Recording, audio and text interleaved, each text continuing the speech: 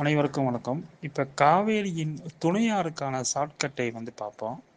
ஆல்ரெடியாக தென்பெண்ணை மற்றும் கங்கைக்கான துணையாறுகள் ஷார்ட்கட்டு பார்த்தாச்சு. அதனுடைய வீடியோ பிளேலிஸ்ட்டில் ஆட் பண்ணியிருக்கோம். பார்க்காதவங்க பார்த்துருங்க. இப்போ வாங்க காவேரியுடைய துணையாறுக்கான ஷார்ட்கட்டை பார்ப்போம். காவேரிக்கு இடது பக்கம் மற்றும் வலது பக்க துணையாறுகள்னு 2 இருக்குது. இப்போ நான் சொல்கிறத அப்படியே ஒரு இமேஜினேஷன் பண்ணிக்கோங்க. நீங்கள் ஒரு பெரிய அந்த காவேரி ஆற்றில் படகில் பயணம் பண்ணுறீங்க. அந்த பயணத்தின் போது இடது பக்கம் மற்றும் வலது பக்கத்தில் சில காட்சிகள் நடக்கின்றன. இந்த காட்சியை வச்சு தான் ஷார்ட்கட்.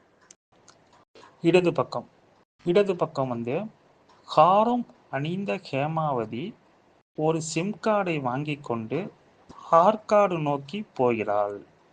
ஹாரம் அணிந்த ஹேமாவதி ஒரு சிம் கார்டை வாங்கி கொண்டு ஆற்காடை நோக்கி போகிறாள்.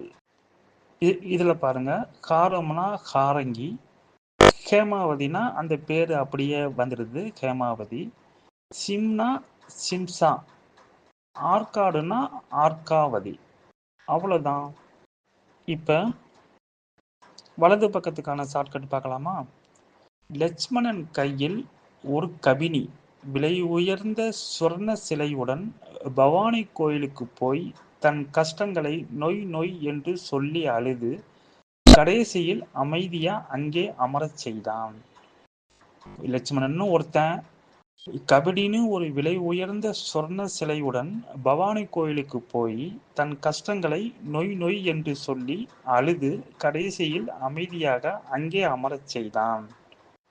லட்சுமணனுங்கிறது லட்சுமண தீர்த்தா, கபினிங்கிறது அந்த பேரில் அப்படியே கபினின்னு வந்துடுது.